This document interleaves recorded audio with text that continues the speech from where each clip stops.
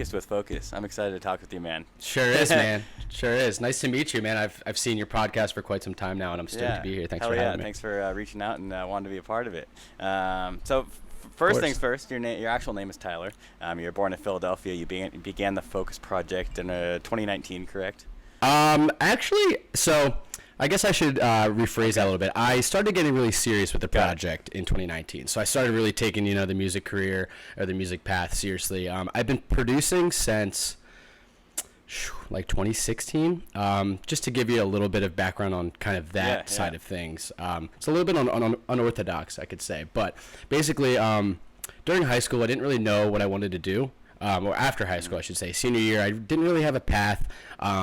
To be quite honest, I wasn't the best student. I wasn't really. Yeah, school really wasn't my thing, and I'm a firm believer that not everybody is meant for academic, like to do that cookie cutter. You go to school, you go to college, you get that job that sustains you for the rest of your life. I started going to shows with all of my close friends in high school. As I'm sure you're aware, and that the EDM community was very niche back then. I guess it was. It was kind of like, to be quite honest, a lot of people in my class and in my graduating class, once I got into it and started producing, they kind of, not going to say like left me in the dust, but they didn't really take it seriously. They didn't really understand, the whole pressing buttons and making music on your computer. And to be quite honest, I didn't really know a whole lot about it either. But I have family out in California. They live in like Orange County area, so Southern California, and to make a very long story short, fell in love with the scene. I'll never forget it. It was Camp Bisco 2017, and I saw 12th Planet playing at like the Wave stage. And lo and behold, I went home. A couple weeks later, I was like, "Hey, Mom, hey, Dad, I want to go to school for music." And I was expecting, a lot of backlash and a lot of, no, that's not going to happen. But to my surprise, they were very encouraging, very supportive of it. And since I had that family in California already, there's a school out there called Orange Coast College, and they had a specific degree that you could go after. It was called sound recording and music production, and that really caught my attention. And mind you, I have literally no musical background. I mean, I've always loved music. Other than playing, piano and a little bit of guitar when I was younger, I had no clue about music theory, no clue about scales, any of that stuff. So I went out there very novice, and definitely failed most of my classes, but I took a lot of that knowledge and that failure away with me, brought it home, just kept kind of grinding at it. I'm pretty much all self-taught. I opened Logic back in 2016, sat in my room day in and day out in California and just tried to, get my head to the grindstone and learn what the hell was going on in this DAW. Were you producing more like hip-hop beats and stuff like that, or were you already making like aggressive sounding dubstep that we know today? It's funny. I actually started making progressive house. Shout out to Hardwell. I'm a huge fan of progressive house, so that's awesome, man. Dude, I still am too, man. I mean, although I guess some people will say progressive house has died. I don't think it's ever truly died. It'll always have a special place in my heart. But I started making progressive house, and it's funny. I was just digging through my SoundCloud the other day, like 5 years ago. I made like a gold. You remember Gold Skies? Yeah. Martin Garrix.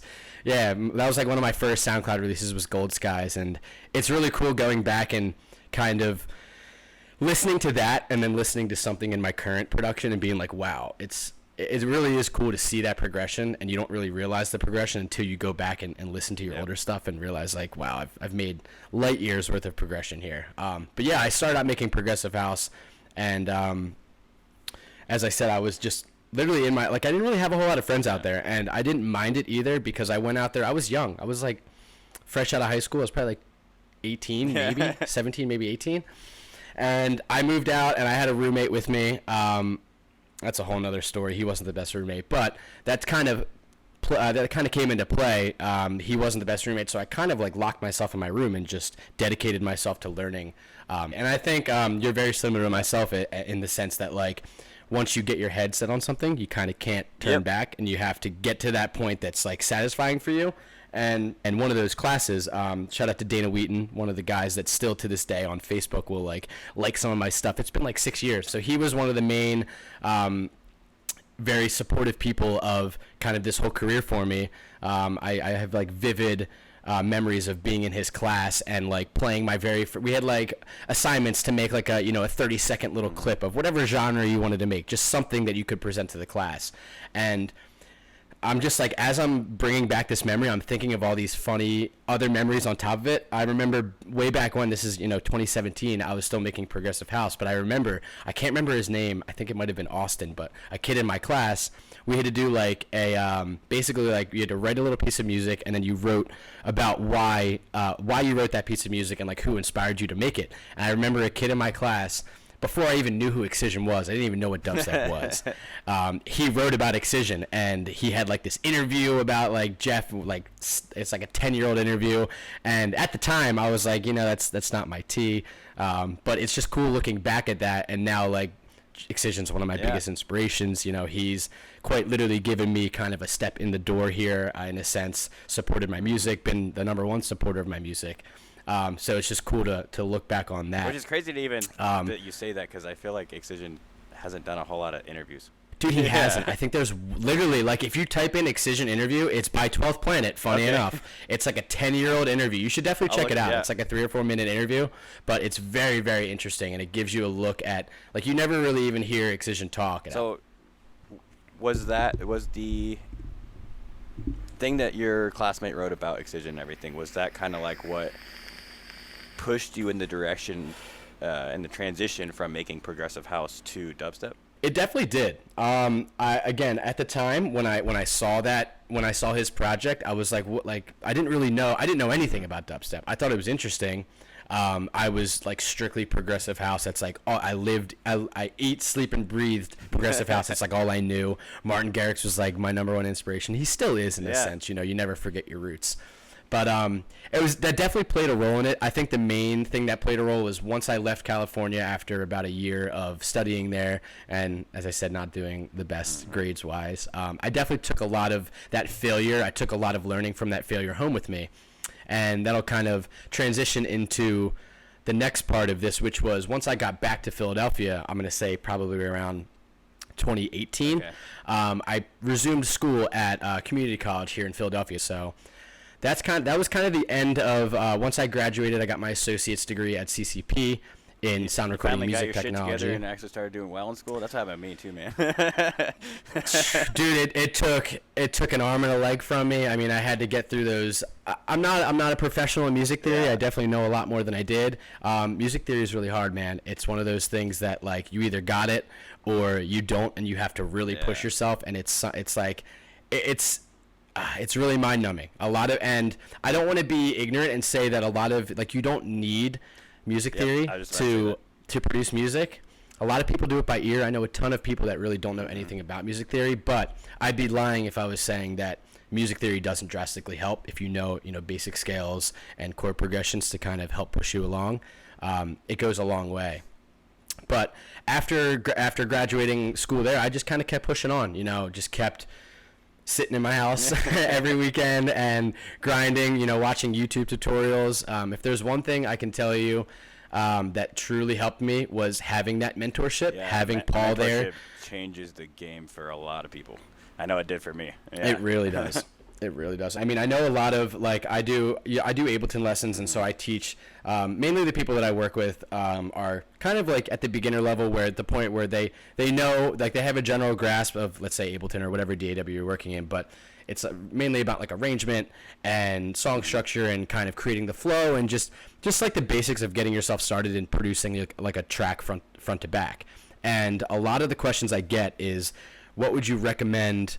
And this goes for, anybody that's going to be listening to this, to continue on this mentorship thing. There is a ton to be learnt from YouTube videos and kind of just diving down that black hole of Defire Society. I'm sure you've heard of Defire Society. And shut their doors. R.I.P. I know, dude. It's a sad day, and I got in a little bit late, but I definitely have learned a bunch myself from Defire. But having that mentor that you can ask direct questions to, as opposed to, you see something in a video and you may learn how to do it, but there may be, an additional question you have there that you just don't get from that video. You can rewatch it as many times as you want. You're not going to be able to get that exact answer.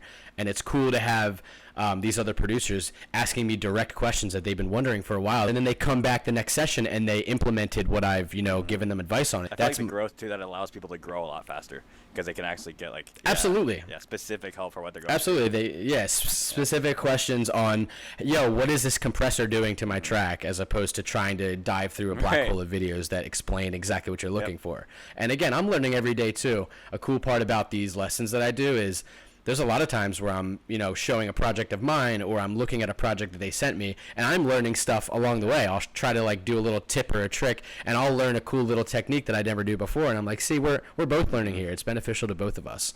So awesome. Mentorship, 10 out of 10. So I wanted to go back to kind of the development of your project a little bit. When you were making progressive house, did you go by the name Focus, or were you just kind of making music and just seeing how it went? And like, how did the idea of the Focus project come about for you? I love talking about this. So when I first started the project, I used to go by Phantom, and I'll never forget it. My first manager, Dean, shout out to Dean, great guy. He helped me through a lot of tough times of wondering whether or not the early stages of your career, you do a lot of reflecting and, do I really want to do this? Do I really want to continue this? You don't have a lot of traction. You don't have a lot of views in your music, and that can really affect your headspace. I mean, even to this day, with even bigger artists, huge artists that are putting out music, social media and the whole numbers thing can really get to your head. He did a really good job of kind of keeping me grounded and helping me push through those tough times of, getting little to no views and starting to grow that project. But I remember, I'll never forget this memory either. This was when I got back to Philadelphia. It was probably like right around 2018, 2019 transition, where I changed my name. I was going to get like my first show in Philadelphia, and I was like just about to announce it under the name Phantom. I had like just gotten like a whole rebrand. I got like a logo, all this cool stuff. I was so excited. And he did what a manager had to do, but it was tough to hear. He texted me. He was like, "Yo, dude, I think we ran into a problem. There's a guy already under the name Phantom that's got substantially more following than you. He's already releasing music." So it didn't really work out. And as much as it hurt to change that name, I was a huge fan of it. My manager Dean was like, "Dude, listen, like, as your friend, as your manager, this is going to be the smart move. The last thing you want to do is start to gain some traction and then run into a problem with copyright names and all that." So lo and behold, we started doing some brainstorming, and that's when the name Focus kind of developed. The reason I picked that name was my whole life, I've had a really hard time on focusing on something, whether it would be school or whether it would be work, whatever it may be. I get distracted very easily. both hands up, dude. Both hands up. It's terrible. I've tried, everything to combat it, but one thing I found that I could always focus on was sitting down at my computer, and when I got in that zone, and when I opened Ableton and I started getting going and I got an idea, I could really focus, and I could sit here for 8, 9, 10 hours at a time and just keep cranking out music. And I was like, you know what? That's got a cool name to it, Focus. I know it's very broad. I mean, it's not like a super creative name, but at the time, no one really had that name other than Sub Focus, which is the drum and bass legends. But kind of dove into that area, and that's how the name Focus was born. And then a lot of people ask about, I'm wondering if you were going to ask about the second S, because it wasn't always like that. I originally had one S. So kind of going into that, after my first Subsidia release with Brainrack, shout out to my boy Brainrack, Alex. So I met Alex in like May of like 2019, right around the time that this project started to get a little bit serious for me, and I started really taking things kind of full force. He played at the Ave. I can't remember the exact show he played at, but we started talking the whole night, and we became very close, just on the same page, vibing the whole night. And the next day, I got home, and I got a DM from him. He's like, "Hey, bro, it was a pleasure to meet you. Like, let's work on a song sometime." So, alas, that's when Click Clack was born. He came over my house, started working on the demo. We ended up sending it to Excision, to Jeff. We had his email. And at the time, we had no idea about Subsidia. This is before Subsidia was a thing. He reached out back to us and was like, hey guys, I'd love to sign this tune for a upcoming project that we have going. That's what he was telling everyone. Again, at the time, he was telling everyone. We had no insight on what this project was. We had no idea it was a label. He was like, it's a project. Like, pretty much, do you want to sign it or not? And we were like, absolutely. Like, I don't need any details. A couple months later, September rolls around. I was actually out in LA at the time. It was right around my birthday, and I remember being in the studio with some friends in LA. It was like midnight my time, so back here on the East Coast it was like 3 a.m. And I looked at my phone and it said like Instagram and Twitter. It was like so and so plus 1,000 others followed you, and I was like, what is going on? And I got like a FaceTime call from Shizlo, another homie of mine, super close friend. Shizlo and Brainrack, I got a call from them, and it was like a 3-way FaceTime, and the same thing was happening to them. We were like, what is going on? And we found out that it was the announcement of Subsidia, and Jeff did that whole promotional thing where it was basically like he posted up a picture of, I think it was Lost Lands 2021, and he was like, surprise, I'm dropping a new label. Here's a contest to enter into Lost Land, to win 2 free tickets to Lost Lands 2021. All you have to do is go follow all 100 artists on the Subsidia page. And at the time, the first drop of artists was like 100 of us. And so it was just a strictly like a page with no posts. They weren't following anyone except Decision, and then all of us. And so our pages started going crazy. One thing led to another. The song came out. It was just an amazing opportunity.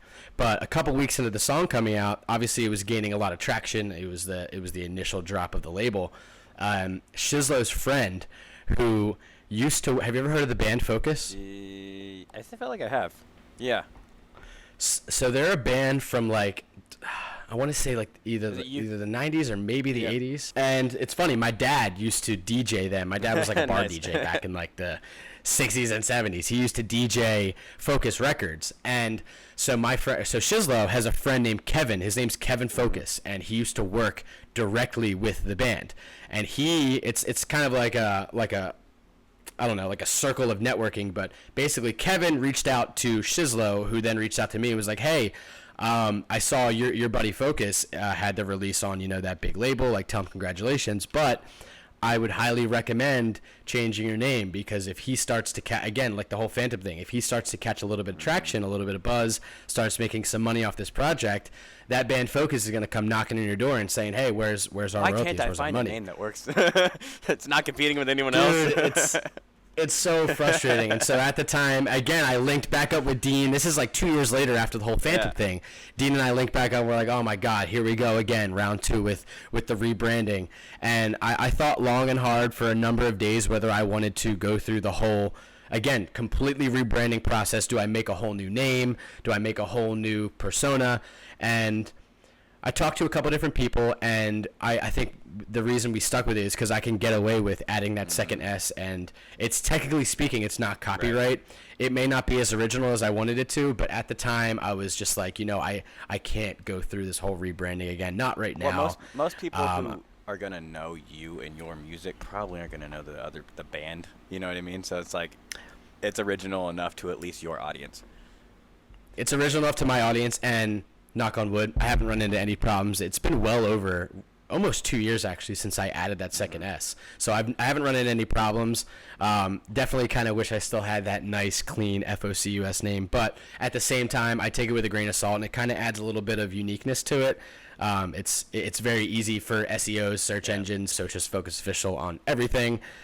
Shameless self-plug there if you want to follow me on socials. It's Focus Official on everything there. But yeah, that's how the whole story got born. And shout out to Kevin Focus. If you happen to see this interview one day, I really appreciate you giving me that little tidbit of advice, because although it was tough to stomach that at the time, I think things could have gone drastically wrong if I didn't take his advice and kind of and change that thing up. But yeah, that's the story of the Focus name. I that's the one thing I can focus on is music production. I felt the exact same way. I know, developing any project, whether it's a podcast or an artist project or promotion company, whatever it may be. For me, like, anything in music, anything, honestly, anything that I have an interest in so happens to be music. It's so easy for me to sit down for 8, 10 hours. Time flies, man. You're like, oh, it's already been 12 hours. What the heck? It does, man. And Especially when you get into good conversation Yeah. like this. Like we do. We've been talking for 35 Yeah. minutes. I feel like I've been talking to you for Yeah. 5 minutes. Like it's crazy. So before we jump into, I have some more questions about Subsidia. But before we jump into that, Yeah. was that before? There's kind of two companies that you've worked with, and I don't really know about the first one. What is your deal with Unlocked Presents? Can you explain that a little bit? Because I saw that you work with them and you signed with them back in, I think, 2020. But what do they do for you, and what is that company? Absolutely. So Unlock Presents is it's a Philly-based company. Have you ever heard of the festival? It's called Battleship in Camden. Yes. Yep. Super sick festival. So they're the hosts of that festival. I'm hoping it comes back. It's not going to happen this year, unfortunately. Yeah, I was gonna say they stopped. But I think it is going to. Yeah. Yeah, they stopped. I think. Well, one of the main reasons they didn't do it this year was just because of obviously COVID played a huge role in that. But they're trying to switch the time frame because every year in the past it was usually around like mid-September to like beginning of August in that time period, and it would get really cold on that boat. You're out in the middle of Camden, there's no trees, you're on a boat, there's wind blowing. Like it got cold at night, like really cold, to the point where people were just like kind of like standing there in the crowd like huddling together for warmth. So they're aiming to do that in the spring, I think, next year, to make it a little more consumer friendly. But Unlocked is they're not a label. They're more so of a collective that just does like sponsored events. So this year they're holding at Elements Festival, they're doing like an Unlocked takeover. So there are certain artists that I guess I'm not going to say they manage these artists, but they almost represent them. So I still consider myself an Unlocked artist. I still work with Dimitri, Eric, and Josh, the three guys that own the Av now. Those were the creators of Unlock. They've been doing it for a while. They've been three best friends for a long time now. I've known them for quite some time. I met Dimitri back like 2016, 2017, back when District 9 was a thing in Philly. They were promoters. That's actually what it started as. It started as a promotional company. Unlock Presents was yeah, it was promo, and then they obviously grinded for many years to get to the point where now they have the venue. But it's kind of just like a partnership that I know Brain Rack is still managed by Josh, who is an Unlocked partner. So it's pretty much just like a partnership that goes within the Av now. And I love those guys. I still work alongside of them. I'm at the Av all the time for different shows.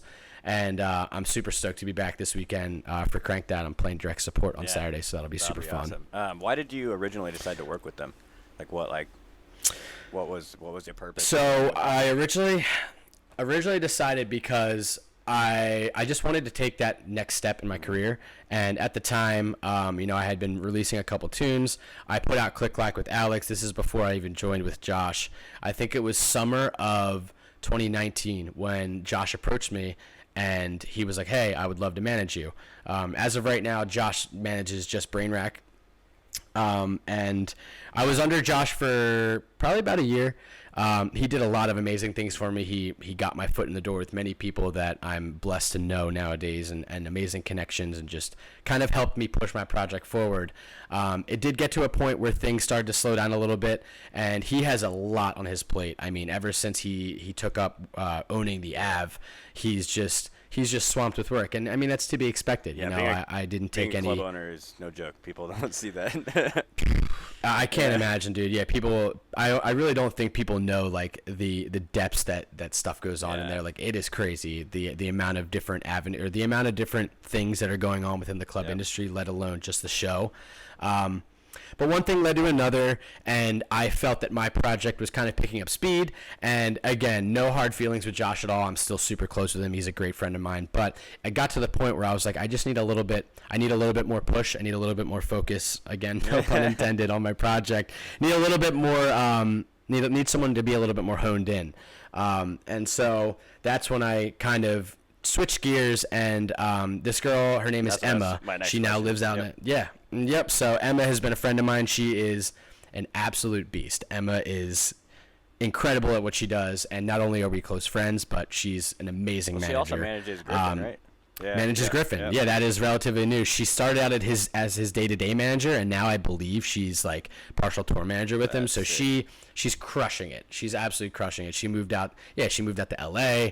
Got the whole gig out there. And again, I'm honored to even still be on her roster, because at the time when I heard she was working with Griffin, I was like, oh, maybe like something might happen here. Like she might not have time to to work with me anymore or work with any of the other people. But she's done an unbelievably incredible job of not only keeping up with Griffin, but I know she manages my friend John Revlo. She manages Plasma, Mikey, who's another close friend of mine. Good sized artist too. Yeah, exactly. Revlo's So she's got her. He really is. John's crushing it. She's got her hand in multiple different areas, and she's still, like, to this day, she just texted me like an hour ago, like, hey, we got this coming up. We got this coming up. She is so on top of it. It's insane. But at the time, this is about a year ago, before she moved to LA, she was working with, I think she was doing like the social media for the AV, like working with Unlocked and the AV. And again, she just has her hands in so many different areas and manages to balance it so well. And I approached her and I was like, hey, after talking with Josh and kind of just being like, I think I need to switch gears here a little bit. She was very receptive to picking me up. And so that's kind of how that whole thing got started, just kind of organically rolled into that. It was nice because she was already not only on good terms with me, but the guys at Unlocked. And it just kind of all came together that way. And it's been about a year since I've been with Emma, and shout out to you, Emma. Thank you for all your help. It's been an honor working with you, but she's really been killing it for me. The decision to reach out to her and ask her to be your manager and stuff like that have anything to do with the relationship that you built with Subsidia, or was the timeline with that? Were you already kind of with Subsidia at that time, or did she really help you make those connections to make that happen? Yeah, so I was actually already with Subsidia at the time. It's just such an amazing thing. I know we talked about Excision Jeff already a bunch, but he's just there's really no word to describe what he's doing for this scene. It's just nothing short of incredible, man. Like the amount of people that he'll handpick that have little to no spotlight at all, that make just incredible music. Like people that you would never know about unless someone like him goes and puts in that spotlight. And for me at the time, like I said, I had no following at all, and that release alone gave me like the motivation to be like, yo, I think I can do this. I genuinely, like, with his help and just the motivation that all of that brought me through being signed to Subsidia and being able to send them music and them immediately, responding and being receptive and like, hey, we love this. Well, let's sign this for Dawn, or let's sign this for The Night Volume 3. It's so motivational for not only me, but I'm sure any other producer that's gotten signed by Subsidia. He puts on for the underground more than anybody I've ever seen in my life, and I owe him endless thanks for all of what he's brought me so far. But I was pretty well established with Subsidia. I think I had already had, so as of right now, I have 3 releases on there. I have 1 on each compilation, and that's an honor in itself to have one kind of on all 3. Just because I like to showcase that I not only make heavy dubstep, but I love melodic stuff. Shout out to Josie, my homie that I wrote Falling with. That was on Dawn. Click Clack was on Dusk, which was the first one, and then my solo track Dogs was on Night, which was like the heavier one. And it was probably right after that Night Volume 3 dropped, when Dogs dropped, when this whole kind of transition was happening, and I came on with Emma, and from there we just kind of kept pushing things. She's been amazing at staying on top of me and making sure I'm meeting these deadlines and I'm getting what I tell her that I'm gonna get done, that it gets done. To keep that going. She sounds like an amazing manager just for that reason. She's incredible, and she's very young too, which is insane. Yeah. Just the amount. Like she's already a driving force in this industry. I can't even imagine where she's going to be at in the next couple of years. But shout out to Emzo. I noticed that when your first couple releases on Subsidia, you did collabs first, and then you finally put out your solo track. Was there a game plan with that, or is that kind of just how it happened? Or like, I felt like that was almost even if it was not planned, I feel like it did kind of play itself out pretty well. It did for sure. It's funny to think about. I still kind of think about it to this day. I wonder if I would have gotten on that label if that first track wasn't a collab, because I think that at the time, Brainrack definitely had, and he still does. He has more of a fan base than I do, and he had kind of just more. He had more music out. He just was more established than me at the time, but not by a whole lot. We're almost in that similar realm. He's definitely a step ahead of me, but I think that combination of the two of us together, and I'm still so proud of that track. I mean, I remember like it was yesterday, being in my old house, writing it in my bedroom. Dude, that song came together in like a couple hours, and we were both, those are the best tracks for me, the ones that they just effortlessly come together. There was no questions of like, oh, does this work, we were both like, yes, this is it. Some of the biggest songs take the least amount of time to write. They really do, man. Most of my discography, everything that I've released and everything that I'm like super super proud of, has been one of those instances where I sit down and I like knock the whole track out in like a day or so. But the first one was a collab with Alex, and it's a great question. I'm not really sure if anything would have changed if that was like a solo track. But the second one with Joe, Falling, I had written that track, and it had been sitting on my computer for quite some time. And I remember bringing it down to the studio, shout out Obsidian Studios down in South Street. But I wrote the track Falling, and for like a couple months, I was like, this is missing something. I don't know what it is, but it's missing something. And I brought it into the studio, played it on the speakers, and Joe was like, yo, like, can I do vocals on this? And again, this was one of those instances where I was like, okay, yeah, maybe that's exactly what the track needs. Let's give it a try. He hopped in the booth. Within like 30, 40 minutes, he knocked out some incredible vocals. We had just like I had like a sample at the time. It was just like one sample of a guy saying, I'm falling. And we were like, let's keep that same vibe, maybe try to build off of that. And he wrote the lyrics off that. Everything came together from there. And then Falling was born. And that was, all 3 Subsidia releases are 3 tracks that hold a special place in my heart, because 2 of them were written with 2 of my very close friends, and the other one, that the solo track was, that was my main initial goal, was to get on one of the night volumes, which is like the heavier side of things. And I wrote Dogs in like a day, and I remember sending it to Excision, to his email, and I woke up the next morning and he was like, this is dope, I want to sign it for Night Volume 3. So just those interactions were super cool, and those are things I'll never forget, is just like being able to email him and just getting that response from him directly, no more than like 24 hours later, was something that's like, it still blows my mind. So based off that, with labels like Subsidia, Root Service, even Cyclops Recordings, is there any, like, do you have any game plan of like wanting to work with some other labels that kind of are in the same kind of niche as Subsidia, with like supporting like rising bass artists and stuff like that? Have you talked to them, or is there anything like in the works for other labels like that? Absolutely. I'm in the ending stages of wrapping up my debut EP. I'm trying to, go through my discography and pick the songs that kind of fit each theme and each story that I'm trying to go for. But just a few of the labels, you already named one. I'm pitching to Root Service. I'm going to be pitching to Bass Rush, and I'm pitching to Welcome Records. Oh, yeah, so those are the 3 that are those are the 3 that are on my radar right now, as well as Subsidia. I'm going to continue to send Subsidia music probably for the rest of my career, just because what they've given me, I wouldn't be where I am or who I am without the help of Subsidia. So they'll always have a special place. Good job at working with some bigger artists too, like Jessica Otterford and Bear Grylls, and like Bear Grylls even has releases on Subsidia. So absolutely, I feel like they because of that, they'll have room for, as their artists that they're trying to promote and put out, give a spotlight now. As those artists grow, they'll still be wanting to release with the same label, and that'll just exponentially grow the label too. Absolutely. Yeah, it's just that's what I consider home, is like when I feel so comfortable sending them music, even if they don't want it. I mean, it's just cool because they're so receptive with everything. Like, I'll hear back in a matter of a few days from them, and they've grown so exponentially big to the point where you would think that as you get bigger, it's harder to get in touch with them, but that hasn't changed. They're still so responsive, so on top of everything. So I love Subsidia through and through. Is there anything that you would do differently, or that you would do differently if you owned a label like that you maybe see that they should change, or that you would improve on? That's a great question.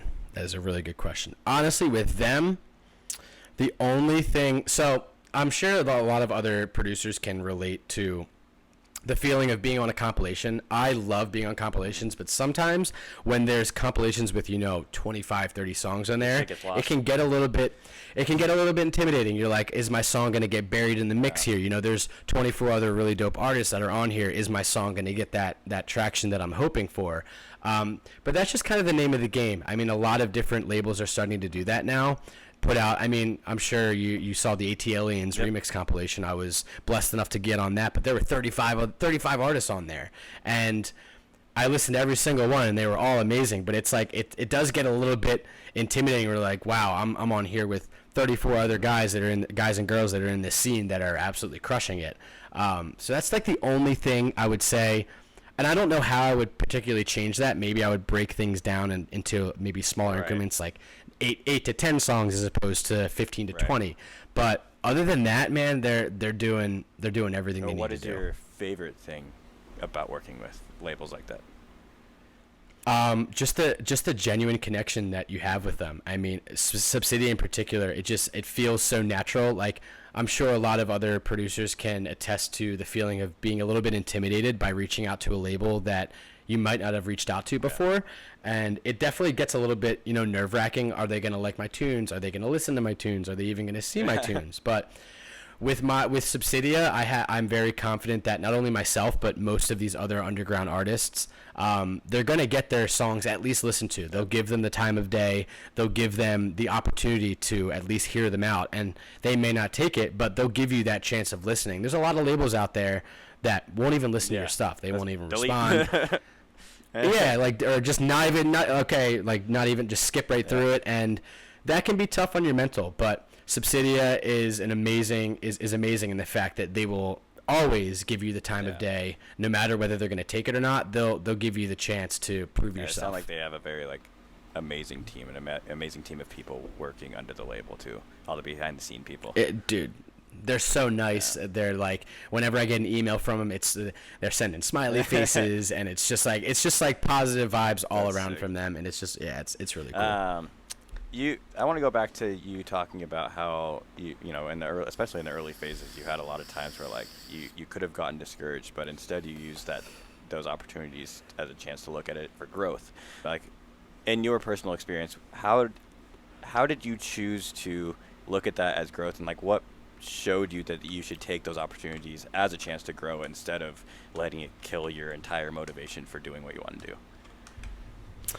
That's so this is going to be definitely an in-depth question. I guess the main thing for me is music can be, production in general. There's so many ups and downs of this. You write that song that you're super proud of, and then you post a clip of it, and it gets amazing response, and your serotonin's on 1,000. You're busting through the roof of serotonin. You feel great about your music, and then the next week, you can do a similar thing where you write a tune that you're super proud of, and it gets little to no response. And this kind of plays back into the whole social media era of music nowadays, and how crucial Instagram and Twitter and all these platforms are, TikTok, for pushing your music and pushing content. I'm sure you've heard many people talk about this before. It's the unfortunate but the reality of what's going on in the scene is you have to do that stuff. You have to be active on Instagram. You have to be active on Twitter. You have to engage with people that are interested in your music. And a lot of that can get very overwhelming. And not only that, but when you don't get that response that you're expecting from that song that you drop, you can get in your head a lot. And I think what separates, these producers that really get through that rut is being able to kind of push that to the back of your head and taking that, I guess you could call it a loss, or taking that failure and that bad news or the bad traction that song got, and using it as motivation as opposed to, damn, do I really want to keep doing this? What has been one of your darkest times thus far in your career, and how did you grow from that? That's a really great question. One of my darkest times was pretty recently. It was probably within the past 8 months or so. I had just no motivation to really work on music. I was working, this 9-to-5 job that I absolutely hated. I would wake up every morning knowing that I hated this job, going to work, busting my ass the whole day, and then I'd get home and I'd have, no motivation to work on music. It's by that time you get home, it's like 6:30, 7 o'clock. You make dinner. I'm tired. It's like 7:30 rolls around. You're like, oh, I got to wake up in like 3 hours. Like, do I really want to sit down and try to work on music? And I'm glad I remembered this. I'm a huge advocate of being in the right headspace. Yeah. I talk about this to all of the people that I work with. They're always like, oh man, like I'm not feeling creative, but like part of me wants to just sit here and just keep working even though I'm not creative. Take a break, take a few days break, take a week break, try to do a mental reset and come back feeling motivated to work on music, as opposed to sitting here staring at your DAW trying to get an idea out that you're just trying to force onto the screen that you're not really enjoying. This is your art. This is something that you pride yourself in, and I can speak for myself here, but I'm sure a lot of other people, we do this because we love it. What growth did that cause? Well, I think a lot of what played into that was finding kind of this new friend group at the time. I wouldn't say a new friend group. I had been acquaintances. I'm going to do a couple shout outs here. Just off the top of my head, my close friend, Redline District, Sean, he's from Philadelphia. He's been my best friend for a while. Redline District, Rack, who has been on here before, Ron, super close friend of mine. Layla, Lay's Dubs, Cliptic, Jake, Cliptic. All great people. all amazing people. Who else do I got? Drink Your Water, Kevin, amazing guy. There's a couple more. Cello, Marcel Cello, VRG, Black Sheep, all these guys. For me, Discord, I'm sure you know about Discord. Discord was a game changer for me. There were a lot of days that I would sit at home, and it can get discouraging, man, when you're by yourself in your room and all you have is your headphones on and your DAW open and it's quiet around you and all you're doing is producing music. You can get in your head a little bit sometimes, and being able to be on like Discord and being able to hop in like a voice chat with these like-minded people who are after the same goal as you. We're all in this for the same end goal because we love music and we obviously want to push our career. But just being able to go in there and like just sit in a voice channel for hours on end and maybe not even pay attention to what's going on. Everybody's just kind of doing their thing, but I can be like, hey guys, I'm working on this track. You want to check it out and like give me some feedback, and I can share my screen. Get instant feedback from them, and they'll be honest, not just like, oh, this is sweet, Right. dude. Like, they'll tell me if, they're not vibing with it, or, oh, I think you could maybe fix this. Just having that genuine instant feedback and that instant connection with people that you trust. I would rather have that than someone just like blowing smoke in my ass. Like, oh, this sounds great, dude. Absolutely, man. And going back to the turning point, that was my turning point. So for a number of months, I was kind of sitting in my room, and I mean, I'm not going to say the whole time was like a down period. There were bright lights in that time period where I was kind of just like hyped by myself. I was in my room, I was making stuff that I was really, proud of. But there were also those dark times where I was sitting here banging my head against my keyboard like, damn, like I have horrible writer's block. I don't know who to go to for feedback. I don't know who to ask. I don't know where to turn. And I couldn't really tell you how it happened, but it just kind of all came together one of these days. I think with Ron, with Rack, we were just like, going back and forth DMing.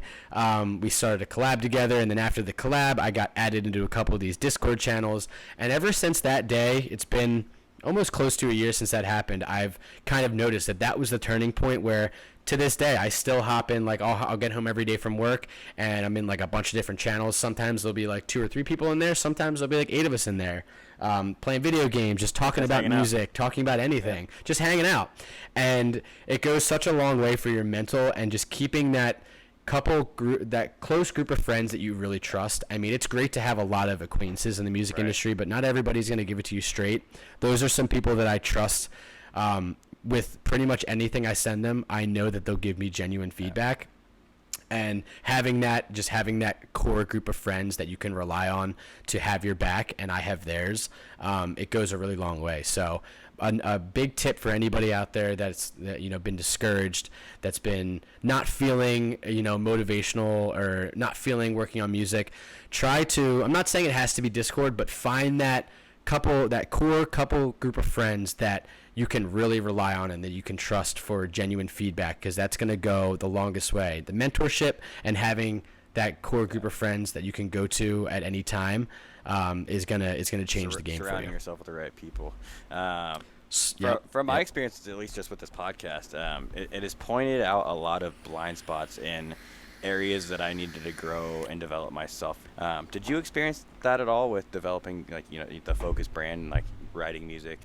So for a number of years, and I'm sure a lot of other people can attest to this, finding like I'm sure you've heard it before, finding your sound it's the hardest thing to do. Finding your production methods and what you do on a daily basis that kind of separates you from the pack. And nowadays, especially dubstep and just bass music in general, it's just very oversaturated. There's so many people that want this similar goal of being a bass music DJ and playing these big festivals and just getting their music heard. I think COVID played a really big role in that. Once the COVID lockdown hit, and a lot of our favorite producers, these big name producers, were on Twitch and Discord doing production lessons and giving out some incredible tips and tricks on how to improve your mix downs and how to improve your songs in general. We saw a drastic spike of kind of people coming out of the woodworks, like, who is this dude that's making insane music? Who is this dude? Who is this dude? And there's so many different people out there that are making incredible music that still no one really knows about because they don't have like the marketing behind them to push their project forward. I think that played a huge role in it, but for a long time I was struggling, and I'm not saying I'm struggling now, but I'm still working towards finding my sound. I'm drastically ahead of where I was. It's been really rewarding to hear from a couple of my close friends that when I post something, they're like, dude, I'm really starting to hear, your sound develop in these tracks, whether it would be drum and bass or something melodic or something, heavier dubstep, which is what I tend to stick to. It's been really rewarding hearing that I'm starting to develop that sound, and in my opinion, I'm not quite there yet, but I'm definitely getting there. So that was a major turning point, was just trying to find something that works for you. And I think there's a fine line between sticking to a certain production method that works for you and then getting stuck in that loop where your stuff starts to kind of sound the same. It's finding that middle ground and that balance. I have a couple really cool collabs with other people. For example, Felmax. I have a collab with Felmax. He's an incredible producer. And you can get inspiration from how they go about their sound design and kind of incorporate that into your production and how to just kind of up the ante and find different ways to push your stuff forward. Subtronics, Sudden Death, Skrillex. So it's their track before you even have to be told it's their track. What do you think causes people to struggle seeing challenges as a growth opportunity versus like a setback? So this is going to be a very blunt answer, but I think it's like a harsh reality and a harsh truth, and it's something that I went through as well.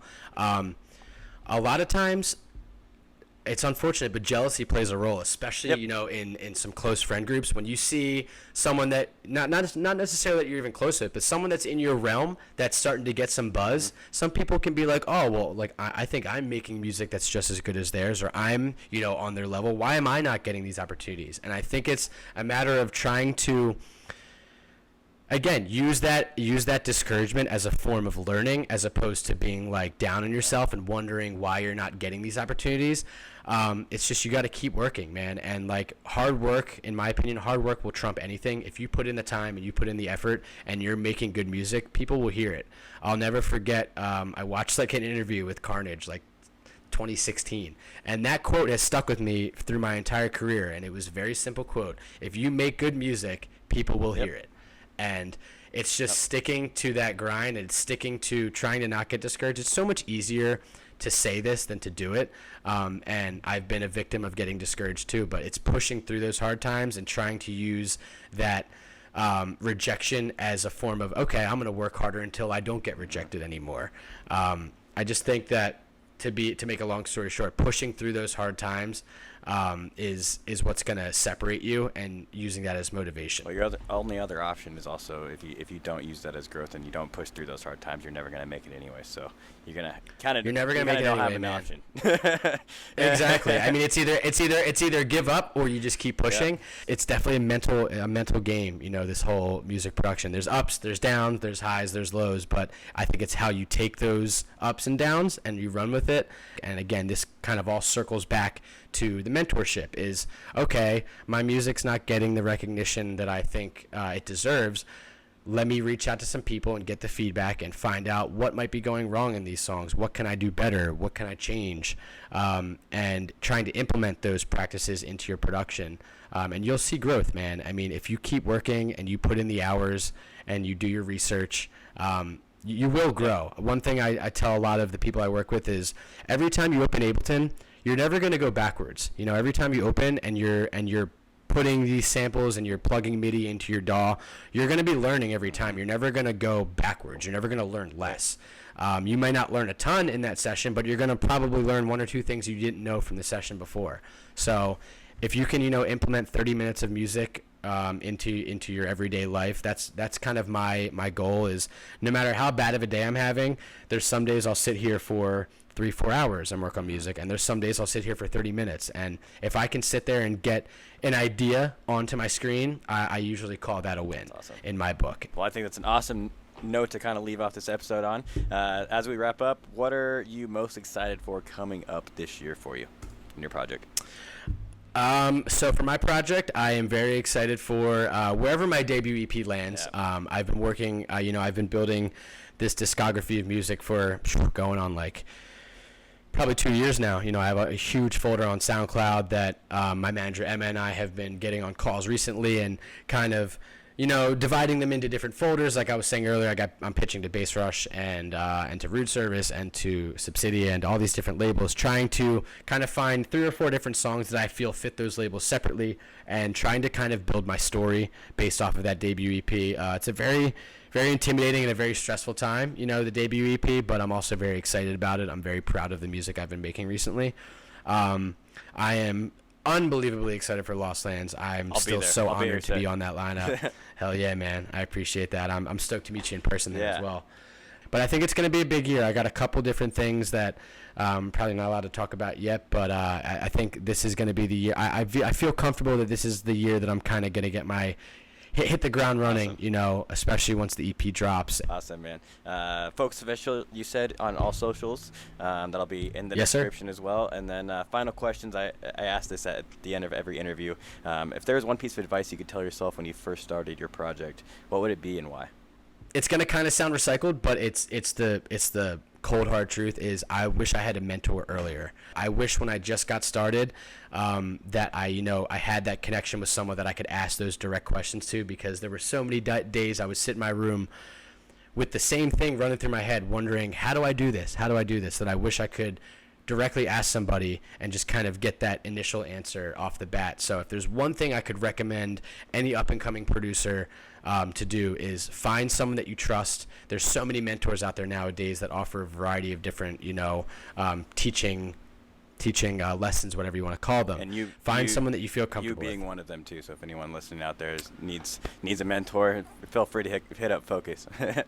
I am as well. I appreciate that. I would love to work with anybody. I have a handful of people that I work with on a daily basis. So I would be more than happy to work with anybody that's trying to get into this beautiful scene of electronic music. Awesome. Thank you so much for being on the show today, man. Appreciate it. Thank you so much for having me, man.